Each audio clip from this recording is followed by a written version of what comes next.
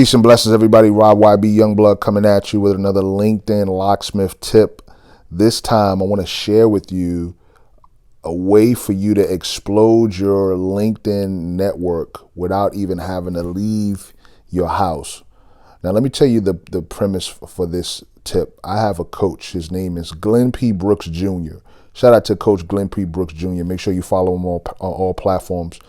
Matter of fact, I'm going to show you his LinkedIn profile right now.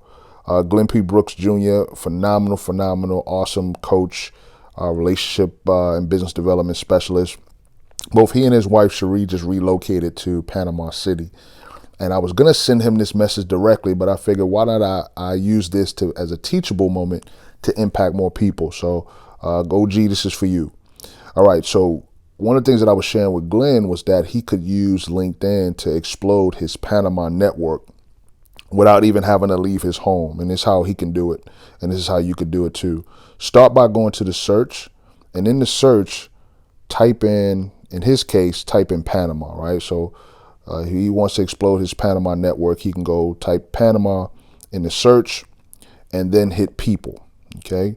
Now this brings up for me 129,000 results. It may be a little bit different for him, maybe a little bit different for you, depending on the size of your network. But for me, it's 129,000 connections. Now, keep in mind, this is the word Panama. So every profile on LinkedIn that has the word Panama in it is going to pull up, right? And it doesn't mean these people are located in the country of Panama. So what we need to do is we need to tell LinkedIn something specific. So we have to go to location.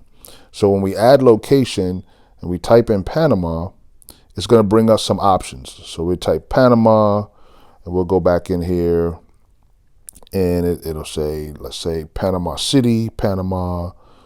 Let's say we don't want anything Florida or United States related. We want all Panama, right? So let's pick Cologne, right? And then obviously you can see here I selected some others, so we're gonna do Panama, and then we hit show results. Now from the 128,000, it drops down to 117,000, which is excellent.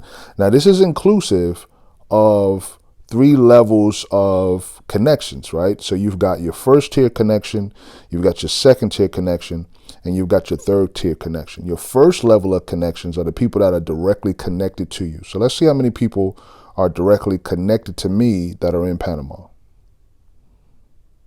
Absolutely 0. Right, so I have no personal connections. Now that's going to change as a result of plans that my wife and I are making to go to Panama. But then if Glenn changes his status to Panama, then that's going to change as well, right? So, but then I want to go to second tier connection, and this is going to show me everyone that I am connected to through someone else, right? So your first tier connection is your direct connection. Your second tier connection are people that your people are connected to, right? So for example, you're listening to this recording. You may not be connected to me directly, but you may be connected to someone that I'm connected to.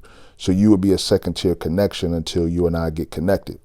All right, so let's say for now, I want to get with Christian Rivera, right? So Christian Rivera is a problem solver, learning and development enthusiast, training geek, right? So he's in Panama City, right? So I look at his profile. I want to see if he's active. He's not very active. He's only posted about 4 months ago, all right? But let's say I do want to get connected to him, right? Now it says he's in Miami, Florida.